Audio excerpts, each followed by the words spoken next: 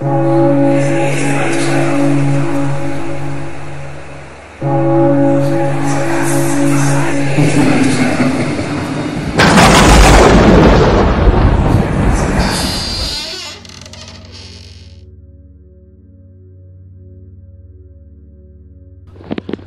noches, amigos de Pueblos y Leyendas. Hoy les tenemos una historia larga.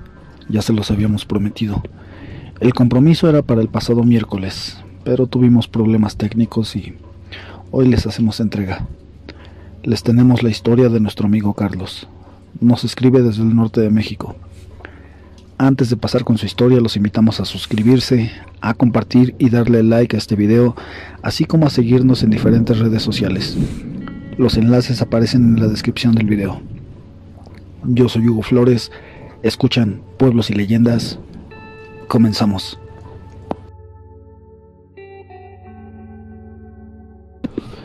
Primero, una disculpa. Es la primera vez que escribo. Pido que todo sea anónimo.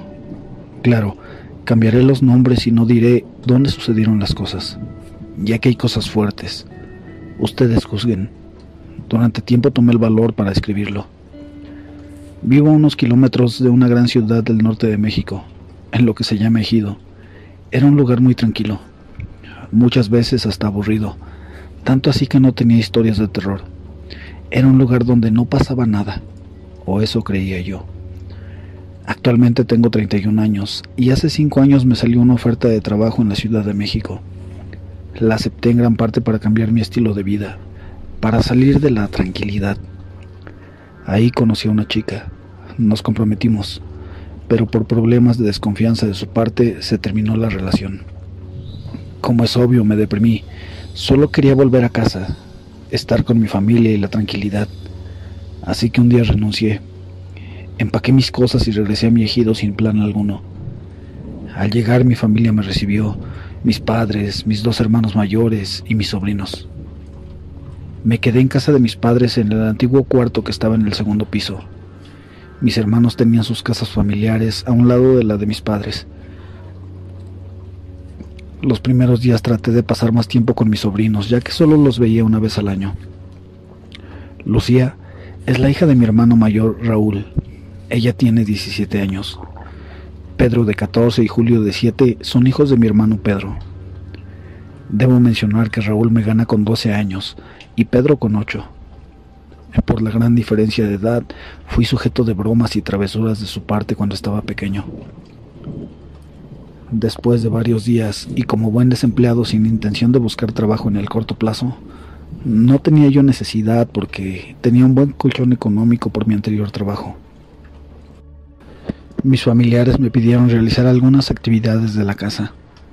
Llevar y traer a mis sobrinos a la escuela, cortar el zacate, podar árboles, pintar la casa, todo ese tipo de tareas. Una tarde, mientras cortaba leña, mis sobrinos Pedro y Julio jugaban fútbol. Me senté en una banca y abriendo una cerveza me puse a verlos, hasta que la pelota salió hacia la calle y quedó cerca del cerco del terreno donde está la iglesia. Quedó por fuera, donde antes había un pino salado, que años atrás, cuando era pequeño, según dijo mi papá, le cayó un rayo y por seguridad lo cortó desde la base. Mi sobrino temeroso se acercaba lentamente, mientras su hermano mayor lo apuraba con gritos. Rápidamente tomó la pelota y corrió completamente asustado de regreso. Me acerqué y le pregunté por qué estaba así. Pedro contestó: hace unas semanas mi papá lo mandó a sacar la basura en la noche, porque al día siguiente pasarían los de la basura temprano. Dice Julio que iba caminando hacia el bote cuando miró a una señora de blanco parada sobre lo que quedaba del árbol cortado. Fue entonces cuando continuó Julio asustado y agitado. La señora levantó las manos, pero hacia mí, y comenzó a correr gritando muy feo. Todos lo escuchamos, interrumpió Pedro. Yo estaba en casa de mis abuelitos y algo gritó. No era Julio, aunque también gritó y corrió. Pero cuando salí con mi abuelito, solo lo vimos a él y una lechuza que se fue volando. Desde ahí ya no sale solo en la noche. Pero eso no es todo. Días después de eso, no me vas a creer, pero un perro negro me tocó la ventana como una persona normal. Escuchar eso definitivamente llamó mi atención, y olvidando por un momento lo de la señora de blanco, le dije que seguramente había sido Pirata. Es el perro de las 3 casas. Tanto lo quieren que las puertas traseras tienen su puertita para que entre y salga cuando quiera. Rápido y con seguridad me dijo que no, porque a Pirata le falta más de la mitad de la pata delantera. Por eso se llama así. Que era imposible porque su ventana está más alta que él y tiene rejas.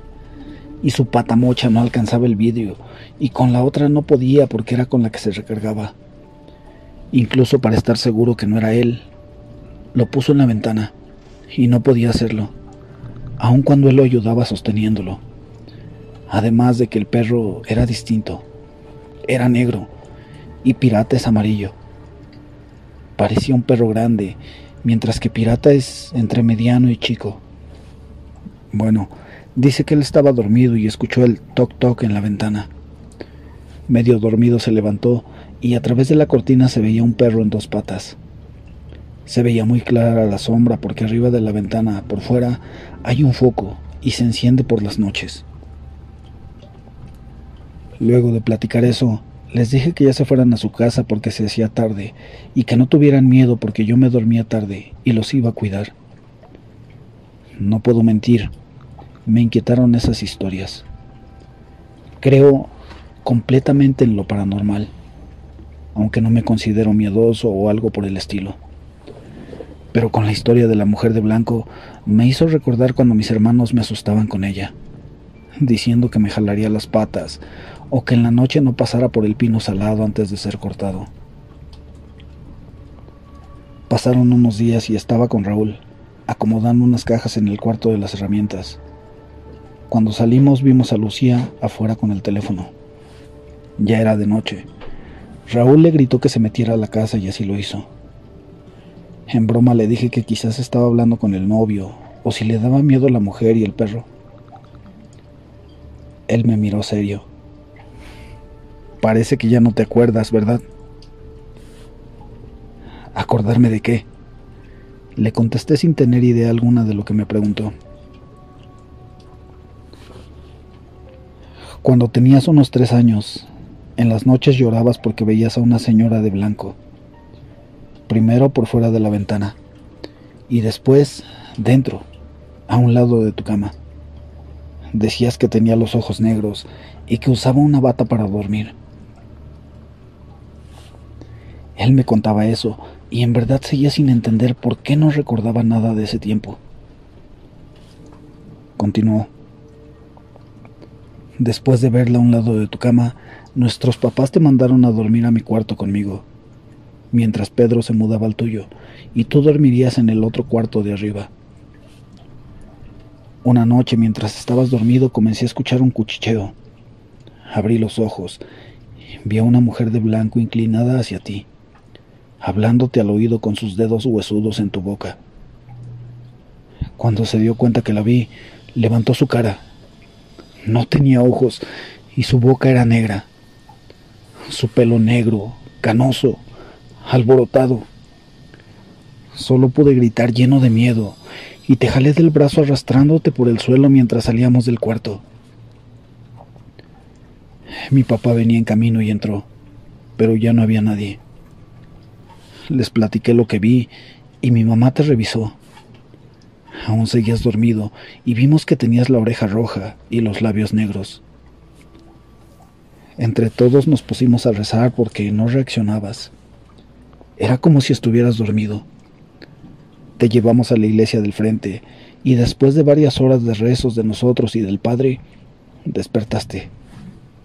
Te preguntaron cómo estabas, pero parecía que solo estabas dormido y no recordabas nada. Nadie te preguntó nada más. Preferimos dejarte así. Total, ya estabas bien.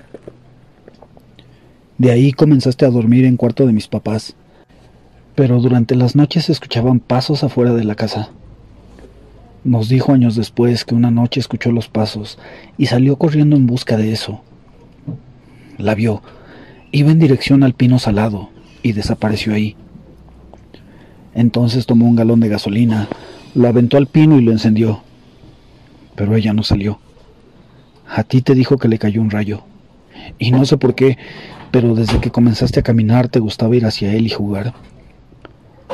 Después de quemarlo ya no te dieron permiso, aunque unos años después mi papá lo cortó.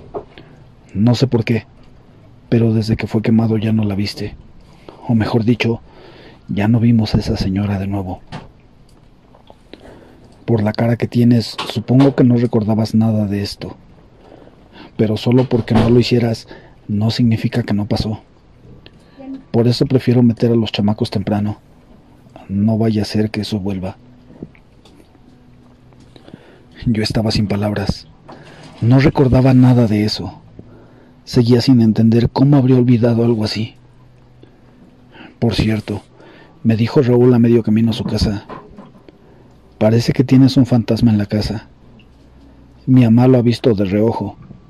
Dice que es un señor mayor de negro, para que ahora estés pendiente, aunque ella dice que no es malo. Sonrió y siguió su camino. Ahora estaba peor que unos momentos antes, porque no estaba enterado de nada de eso. Nunca durante esos días que tenía en casa me había sucedido algo o desaparecido algo. Más noche salí al patio trasero con unas cervezas. Mi papá estaba ahí. No sé si vigilando o revisando los avances del día. Le di una y le comenté lo que me había dicho Raúl más temprano. Él estaba serio mientras le daba unos tragos a la cerveza. Lejos de juzgar o reprocharle algo, le pregunté si sabía qué era eso. Mi papá es, se puede decir, de la vieja escuela. Valiente y que no cree en nada de eso, o que no siente temor sobre hechos paranormales. Pero tampoco es un hombre de ciencia, o que busca darle explicación. Es como si dijera, pasó esto y ya quedó atrás. Una comadre de tu abuela, mi mamá, comenzó a hablar. Mi papá le platicó algo que sucedió en este ejido antes que nosotros llegáramos aquí. Ella ya era una mujer mayor y se lo platicó porque según esto, tu abuelo quería comprar este terreno. También quería construir la casa. Y aunque lo compró y años después yo construí, pensaba que era mentira o nada pasaría. Nada de lo que años atrás había contado. Muchos años antes, cuando la comadre estaba joven, según le platicó a tu abuela, todo esto y varias parcelas y algunas cuadras de los nuevos fraccionamientos que acaban de hacer era una pinera. Había muchos pinos alados. El ejido no era tan grande como hoy, pero sí tenía bastante gente. El problema que tenía es que no había escuela y los niños tenían que caminar hasta el otro pueblo. Caminaban por un camino que atravesaba la pinera. Aunque según dijo, el camino tenía muchas curvas, y para no caminar mucho algunos niños tomaban atajos entre los pinos. Un día, en la pinera se comenzó a ver una mujer. La comadre dijo que ella la vio, y contrario a lo que decían las personas, no parecía una bruja ni nada por el estilo. Que aunque nunca pudo hablar con ella, parecía como si la mujer se hubiera escapado de su casa porque tenía golpes en la cara, y entre sus ropas blancas se veía que estaba embarazada. Lo que daba a entender que su esposo la golpeaba estando embarazada y por eso huyó. Semanas después de haber llegado a la pinera, durante el silencio de una noche se comenzó a escuchar cómo gritaba de dolor. Eran gritos como si estuviera dando a luz, porque semanas después se podían escuchar levemente por el camino los llantos de un bebé. Algunos de la comunidad comenzamos a dejar algo de comida cerca de donde creíamos que ella estaría. Sabíamos que el bebé estaba bien porque lo seguíamos escuchando de vez en cuando. Pero llegó un día. Unos niños que iban saliendo de la escuela y tomando atajos entre la pinera encontraron la casa, o mejor dicho, la choza de la mujer. No hay justificación por ser niños o lo que sea, pero comenzaron a gritarle a la mujer y a lanzarle piedras a la choza, solo por maldad, hasta que la mujer les regresó varias piedras, una de ellas impactando en la cabeza de uno de los niños, provocando que éste cayera y comenzara a sangrar por la frente. Los otros niños, como pudieron, lo levantaron, y con más odio más tiraban piedras mientras huían de ahí, y la mujer lo seguía gritándoles. Llegaron a la casa del niño que sangraba, y le dijeron a su padre, sabrá Dios qué cosa. El señor salió enfurecido con su arma en mano, y hablándole a otros vecinos para que lo siguieran hacia la choza de la mujer en busca de venganza. Varios lo siguieron, incluido un vecino con sus perros, que eran animales muy bravos. Al llegar al lugar, el señor, poseído por el odio, comenzó a disparar hacia la choza, mientras le gritaba a la mujer que saliera. Después el vecino soltó sus perros. Rápidamente ingresaron a la choza y se escuchó, según palabras del papá de la comadre que los acompañó, cómo los perros atacaban algo y después cómo masticaban. Cuando los hombres entraron, vieron que los perros estaban comiendo al bebé. Horrorizados por la escena y el delito que cometieron, decidieron encerrar a los perros ahí y quemar la choza con todo lo que estaba alrededor y dentro. Dijo mi padre que cuando quemaron la casa, los perros no hicieron ruido, no se lamentaron por el fuego. Solo se escuchaba cómo se quemaban las ramas. Eso les provocó más miedo a los hombres. No había rastro de la mujer, así que decidieron tumbar todos los pinos y quemarlos. Si la quemaban, mucho mejor. Su acto de destrucción duró semanas. Muchos días no pudimos ver la luz directa del sol por tanto humo que había. Cerca de terminar de arrasar con la pinera, descubrieron el cuerpo de la mujer colgado de un pino. Parecía que tenía varios días colgada porque las aves se habían comido parte de su cara. Lo extraño fue que ese lugar donde había aparecido era un lugar común, donde todos pasaban todos los días y varias veces. Pero nunca nadie la había visto. Intentaron cortar ese pino, pero por alguna razón no pudieron. Nadie se atrevía. Entonces lo quemaron, pero al día siguiente estaba verde, como si nunca hubiera tenido fuego. El miedo se apoderó de todos y aseguraban que era una bruja. Varios de los hombres se enfermaron al tiempo. Unos murieron, ya sea por enfermedad como por accidentes. Otros se fueron del pueblo y no se supo más de ellos. El padre de la comadre se quedó, pero vivía con miedo cada día. Nadie, absolutamente nadie hablaba sobre lo que habían hecho. Solo quedaba fingir que nada había pasado, y también tenían que tratar de seguir con sus vidas. La mujer de blanco comenzó a aparecer en las noches. Caminaba por donde había estado la pinera. Se veía parada a un lado del pino donde acabó su vida. Una mujer sin parte de su rostro. Mi padre decidió, junto con otros, comprar ese terreno y donar esa parte para la iglesia. Querían que se construyera ahí una capilla, que el padre batallara contra eso. ¿Es real eso?, dije en voz alta sin saber si creer lo que me había contado mi papá. Muchas preguntas rondaban mi cabeza, pero sentía que él no podría responder. El cuartito donde guardaban las cosas que está enfrente de nuestra casa era la antigua capilla. La comadre dijo que cuando llegó el padre, no había noche que se escucharan sus rezos, casi gritando. Le aventaba agua bendita al pino, y varias mujeres se apiadaron de él y lo acompañaban durante sus rezos. En las misas se apagaban las velas. Aunque la puerta estuviera cerrada, corría viento dentro. Se escuchaban carcajadas. Muchos días el padre amanecía con golpes en el cuerpo, pero el buen padre resistió años allí. Murió por viejo, y ahora descansa en la parte antigua del panteón que está cerca de aquí. Tu mamá dice que ha visto a alguien en la casa. Yo creo que es él, me dijo mi papá, casi con la cara iluminada en confianza hacia él. Pero, ¿por qué construiste aquí?, le pregunté a mi papá. La comadre le contó esto a tus abuelos. quizás para que se retractaran de comprar. Pero en parte no funcionó porque lo compró, aunque no construyó. Pero quizás la creencia era que si se compraba legítimamente no aparecería esa mujer. Y así fue durante años. Me contaron esta historia para que yo no lo hiciera, y mejor lo vendiera. Pero en toda la vida que tengo aquí, no había pasado algo. Este lugar era hasta aburrido, y más antes porque estaba más solo.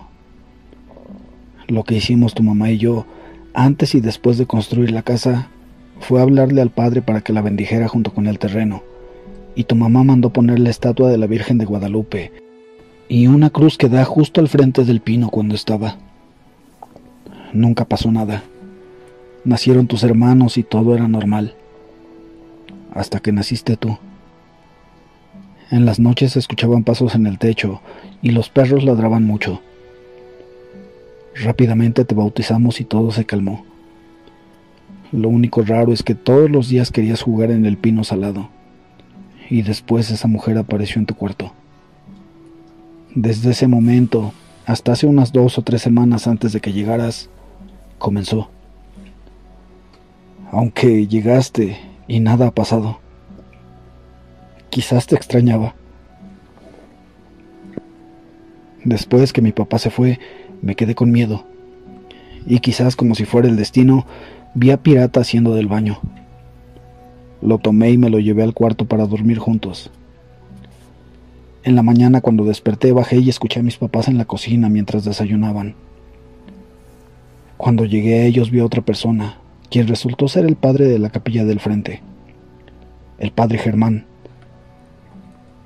Mi papá terminó de desayunar y se fue al trabajo. Nos quedamos los 3 sentados.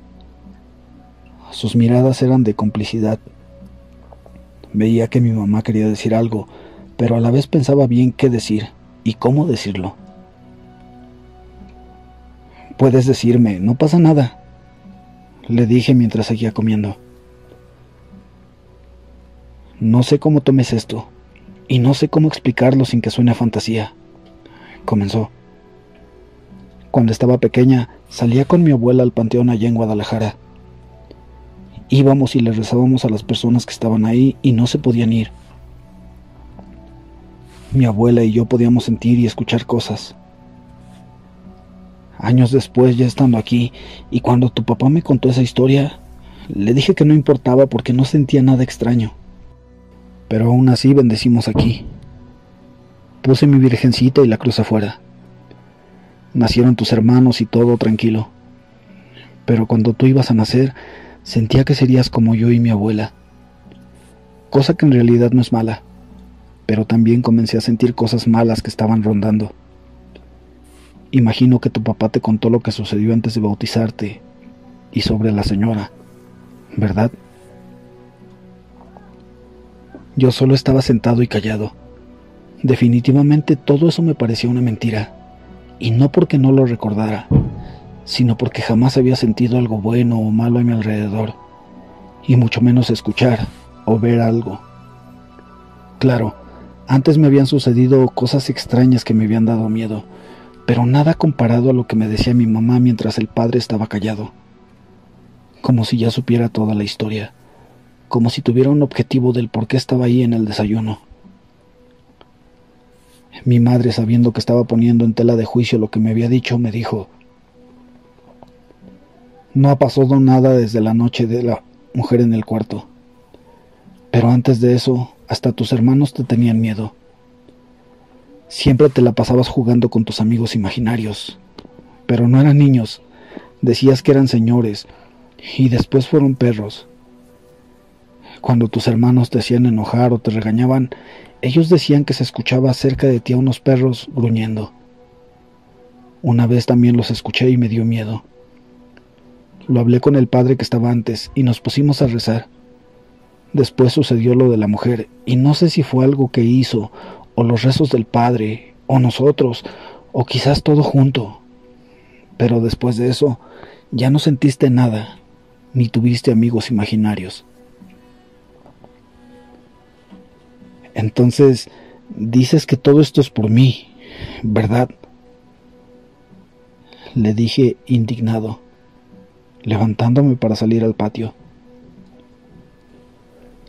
No es tu culpa, dijo el padre. Así naciste. Muchas veces la gente como ustedes atraen cosas o son propensos a ataques. Sandra, dijo mientras volteó a ver a mi mamá. Pedro soñó con tu ahora exnovia, antes de que hablaras para decir que regresabas. Dijo que la soñó maldiciéndote enfrente de una vela encendida. Ahora resulta eso. Yo me fui, visiblemente molesto. No podía creer lo que me acababa de decir. Toda esa bola de tonterías, y ahora mi hermano sueña cosas como si fuera alguna clase de brujo o profeta. Además, mi ex haciendo eso en contra mía. Nada creíble. Más tarde, y aún algo molesto por lo sucedido, recibí una llamada de un amigo para recordarme que saldríamos en la noche a la ciudad. Iríamos a un bar, porque me querían presentar a alguien. Le dije que no tenía ganas de salir, pero tampoco de estar en mi casa. Él me respondió que le hablaría a Marcos para que también fuera, porque era claro que estaba deprimido por mi rompimiento. Nos juntaríamos en mi casa a hacer comida afuera. Al llegar la noche comenzaron a llegar mi amigo Luis, quien me llamó, junto con su esposa Laura, además de una amiga de ella, Lorena. También llegó Marcos con una prima de él, Estela. Después de comer y beber, Marcos, que había ido a su coche, regresó diciendo que ya no recordaba el pino salado cortado, pero que siempre le había dado miedo, que sentía que alguien se le aparecería ahí. Yo recordé lo que me habían platicado, y en parte motivado por el alcohol y porque Lorena me llamaba la atención, les platiqué lo que mi papá me había dicho, la historia de la pinera. Todos se quedaron callados, y no sé si agarraron valor, pero comenzaron a platicar experiencias. El primero fue Luis. En la universidad me iba con Ramón en su coche. Íbamos en el turno de la tarde. Recuerdo que era Halloween y Ramón había faltado porque estaba enfermo. Así que me fui en camión para la escuela. En mi caso debía de tomar 2 camiones. Uno de aquí que me dejaba en la entrada de la ciudad y el otro que me llevaba a la escuela. Como todos ustedes saben, por esas fechas oscurece muy temprano. A las 6 ya es de noche. Llegué a la escuela sin saber que era Halloween. En las últimas horas varios compañeros se fueron. Al preguntarles, me dijeron que los camiones dejarían de pasar pronto, ya que a muchos desmadrosos les gusta tirar piedras y romper vidrios. Al enterarme también tomé mis cosas, me fui a la parada. Sin problemas alcancé a tomar el camión. El problema fue que el otro que debía de tomar ya no estaba pasando y tenía que irme caminando a un lado de la carretera. En ese tiempo no tenía un gran teléfono porque ni tenía para el saldo. Recuerdo que estaba todo oscuro. Vi varios coches pasar hacia donde iba, pero ni locos se pararon. Quizás pensaron que les haría alguna maldad. Aunque traía mochila, lo más seguro es que por su seguridad no se pararían. Mientras iba caminando comencé a sentir mucho miedo. Sentía que alguien me seguía, así que agarré fuerte mi mochila y comencé a correr a un lado de la carretera. Cada paso que daba me llenaba de miedo. Tanto miedo, y aunque se rían, en mi mente comencé a cantar la de Dios está aquí. Después de un rato de correr y sentirme medio seguro, algo me hizo voltear hacia mi derecha, hacia donde están los chamizos. Y aunque todo estaba oscuro, vi, en verdad, un chivo que iba caminando en 2 patas a la par mío, pero a unos 10 metros de mí. Me quedé congelado y volteó. Era un puto chivo blanco con ojos rojos y me dijo: te acompañaré a tu casa. Pero lo dijo con una voz burlona y comenzó a reír. Corrí como loco. En verdad iba llorando. Cometí el error de voltear de nuevo a la derecha. Esa cosa seguía corriendo, pero sus patas estaban al revés. O sea, como un chivo. No era una persona disfrazada. Esa cosa también volvió a verme, y se los juro, Sacó la lengua y movió su cabeza a los lados como burlándose y enfocado en aterrorizarme más de lo que ya estaba. Comenzó a acercarse a mí. Mi reacción, lo único que pude hacer fue intentar correr arriba de la carretera. Me tropecé con la orilla de esta y comencé a rodar. Ningún auto pasaba. Todo estaba oscuro. Eso se acercó a mí y me dijo: por eso no debes correr por la carretera. Pero con esa maldita voz de chivo, y se volvió a reír poniéndose en 4 patas. Con su hocico me agarró de la camisa y comenzó a arrastrarme hacia los chamizos. Sentía que me iba a morir y con mis uñas trataba de detenerme en la carretera. Afortunadamente llegó una patrulla y, haciendo el ruido de cuando te van a parar, el chivo me soltó y corrió en 2 patas. Se fue hacia los chamizos. Un policía con linterna y su pistola fue corriendo para allá, pero no se metió, y el otro me jalaba de la mano en dirección a la patrulla. Entre los dos me subieron al asiento trasero y me fui acostado. Tranquilo, ya estás bien. Dinos dónde vives. Nosotros te llevaremos, me dijeron. Me oriné del miedo. Me enfermé varios días y el padre iba a mi casa cada día hasta que estuve mejor. Mi mamá me dijo que los policías le dijeron que nunca caminara por ahí en esa fecha. Había muchos reportes de gente que veía cosas, pero nunca imaginaron que ellos lo verían, y que fuera un chivo corriendo como humano. Que ellos no pasaron por ahí para vigilar, que solo iban porque en otro ejido más adelante había un reporte de vandalismo, y ese era el único camino rápido. Así terminó su relato. Sobra decir cómo estábamos nosotros. Le pregunté que si por eso le habían comprado un coche, y él tuvo que trabajar bastante. Yo le presté dinero. Dijo que sí. Quizás esta historia no les dé miedo como las otras, dijo Estela. Me la contó mi mamá, pero está muy fea. Hace varios años, en la ciudad había una funeraria que tendía bastantes cuerpos. En una ocasión de tantas, llegó el cuerpo de un niño de unos 3 o 4 años. Cuentan que la mamá, después de tanto llorar, se quedó dormida en su casa y soñó a su hijo que le decía que no quería que estuviera en la funeraria. La madre, al despertar, le dijo a su esposo lo que soñó. Le pidió que sacaran el cuerpo del pequeño de ahí. El papá, al entender el dolor de la mujer, le dijo que todo estaba bien, pero para que estuviera tranquila, iría a la funeraria. Se fue. Cuando llegó, la encontró cerrada, así que fue a la puerta de empleados y entró. Como ya era tarde y creyendo que el trabajador estaría dormido, caminó sin hacer ruido, hasta que llegó a un cuarto de preparación de cuerpos, y al abrir la puerta, encontró al trabajador violando el cuerpo de su hijo. Entró y casi mata al trabajador a golpes, hasta que llegaron otros empleados y lo separaron. Pero al enterarse de lo que hacía el trabajador, lo volvieron a golpear. En fin, llegó la policía y se los llevó presos. Cuentan que cuando la policía fue a casa del trabajador y al revisar sus cosas en busca de más evidencia, encontró muchas fotos y videos de muchos cuerpos que habían sido violados durante los años que ese sujeto trabajó ahí y en otras funerarias. También encontraron evidencia de ese material. Lo vendía por internet y al parecer también lograron detener a otras personas porque era una red que se dedicaba a eso. Terminó Estela su relato, pero Lorena enseguida dijo: yo conocí a esa persona. Hace unos años me tocó realizar algunos trabajos, evaluación psicológica en esa cárcel. Me enteré que existe una sección especial para presos especiales.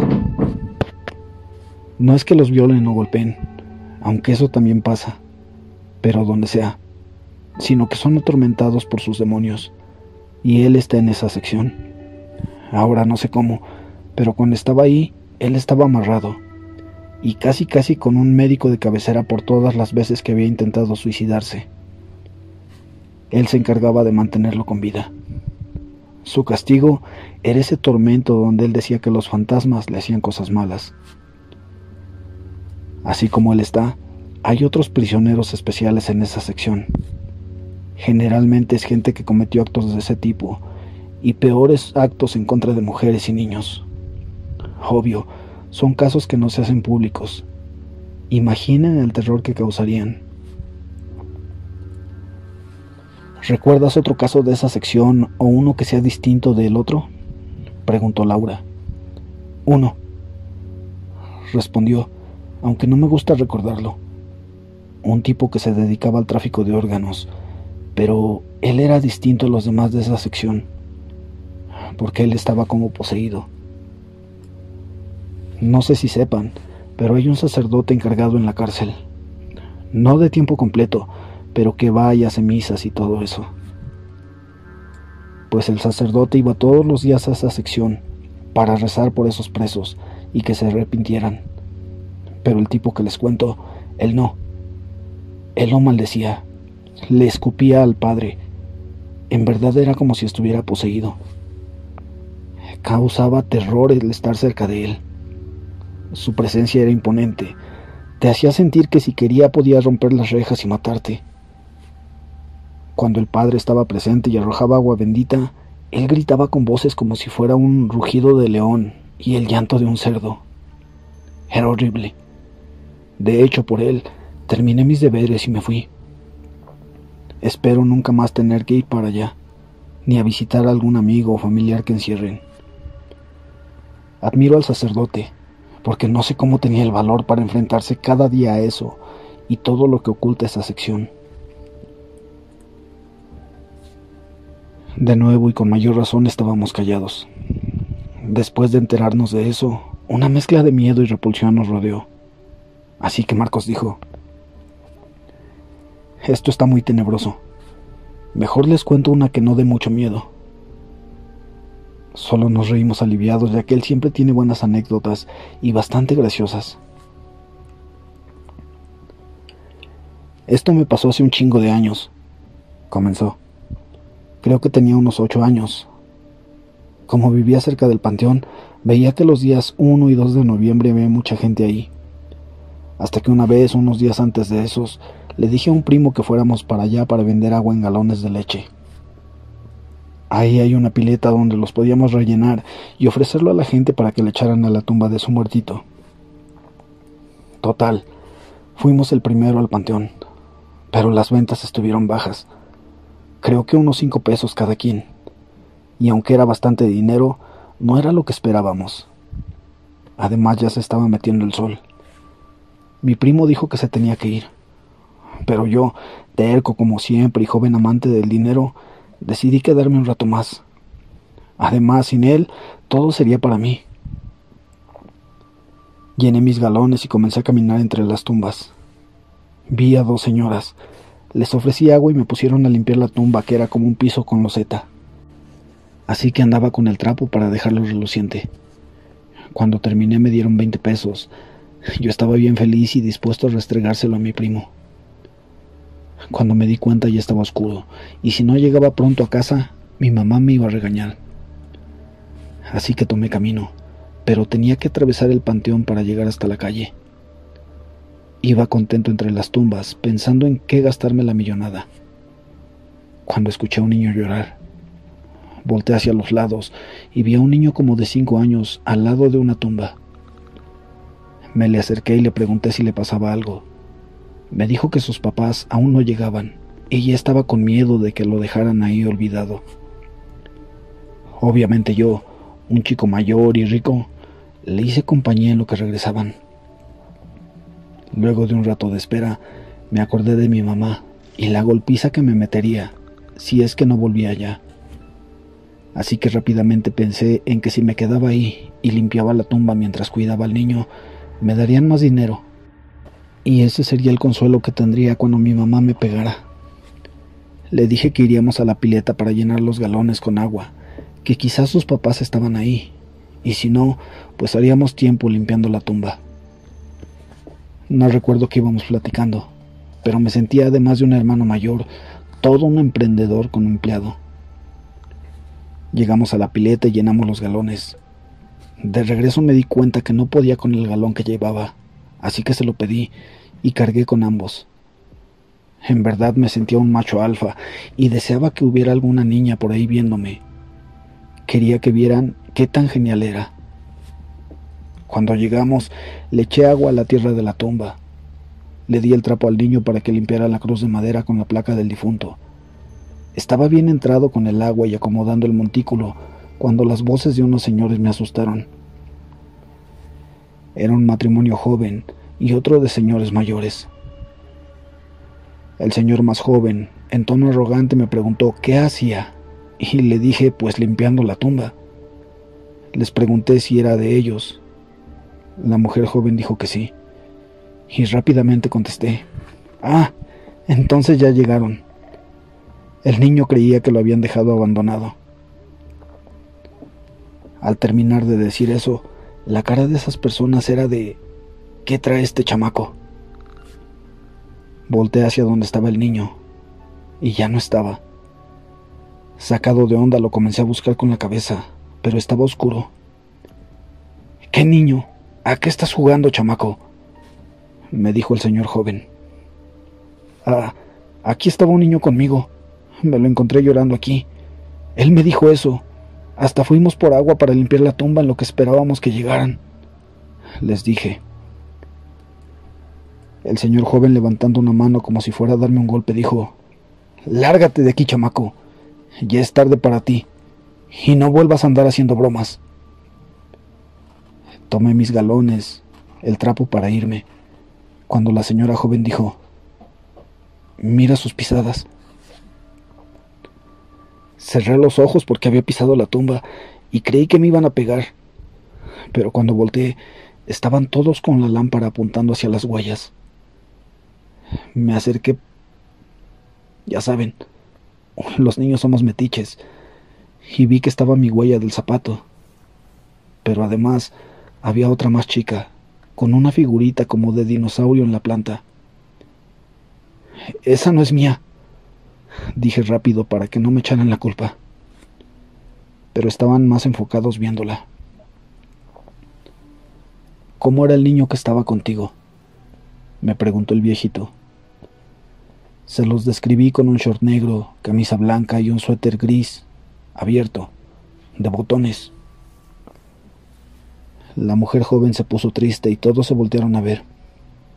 El viejito se me acercó y me dio 50 pesos. Me dijo que ya me fuera.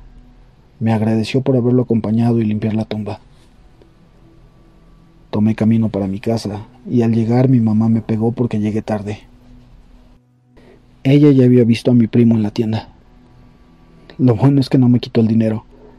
Al día siguiente pues no me dejó ir al panteón. Lo malo es que con tanta chuchería que comí, me enfermé de vómito. Así terminó su relato. Antes de terminar, hacemos un paréntesis para dejarles la tercera y última pregunta para participar y ganarse un espectacular dron. La pregunta es, ¿en qué video se mencionan la primera y segunda pregunta de esta actividad? ¿En qué videos se mencionan la primera y segunda pregunta para participar? Ahora que ya tienen sus 3 respuestas, corran al grupo de Facebook y publíquenlas. Etiqueten a tantos amigos como se pueda. La publicación ganadora será aquella que tenga muchas más reacciones de aquí y durante todo el mes de octubre.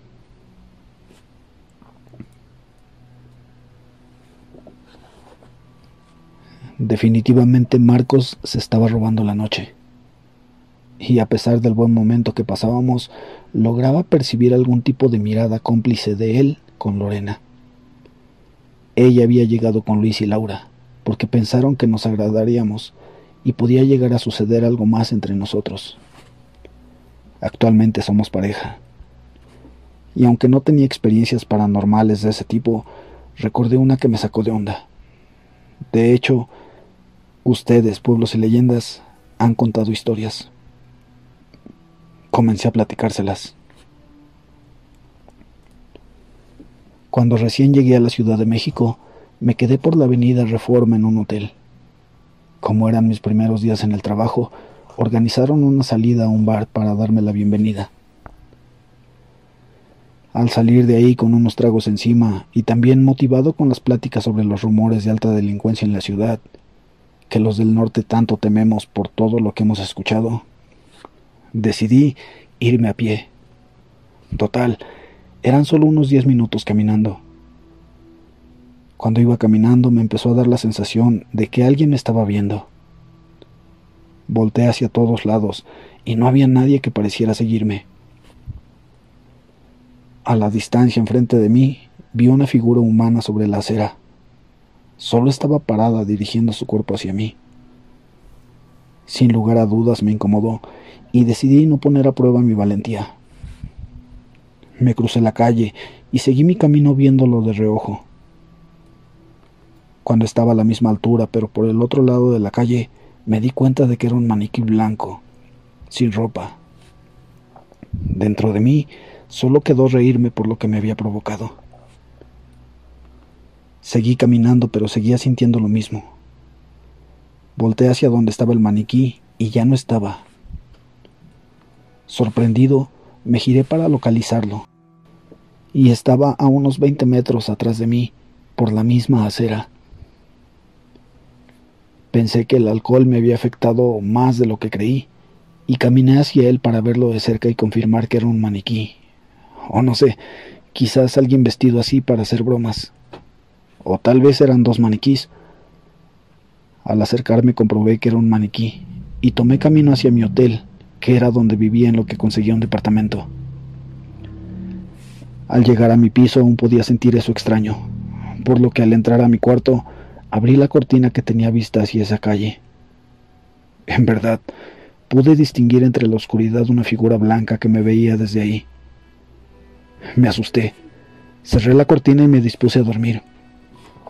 A duras penas pude hacerlo, ya que entre sueños sentía esa cosa viéndome a un lado de la cama.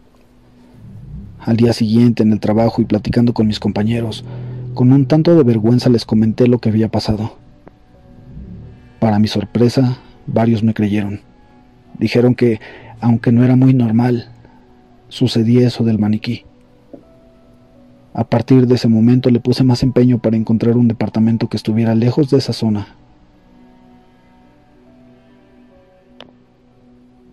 La noche con mis amigos en casa continuó tranquila, cambiando de tema, y después todos pasaron a despedirse. Quedamos en reunirnos la siguiente semana para cenar y seguir platicando sobre cosas paranormales.